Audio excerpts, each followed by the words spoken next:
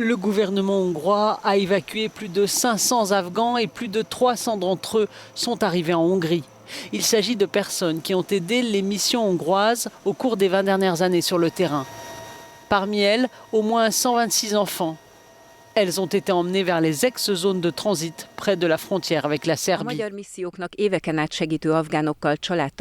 Les Afghans sont venus en famille. Il y a des enfants, des personnes âgées, des femmes et nombreux sont ceux qui sont extrêmement traumatisés.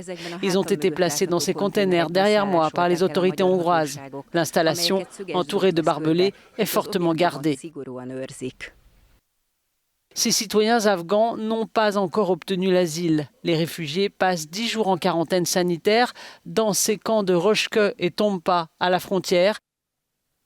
Et ils ont commencé la procédure d'immigration qui prendra au moins 21 jours. Un scandale pour ce militant des droits de l'homme.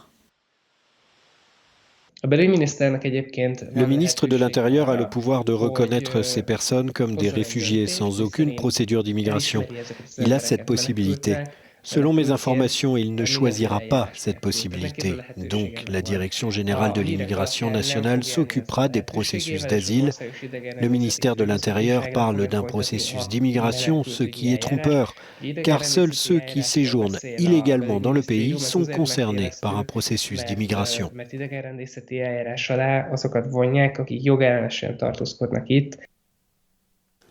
Les réfugiés afghans reçoivent de la nourriture, des vêtements et un médecin est venu les examiner dans cet endroit qui fait polémique.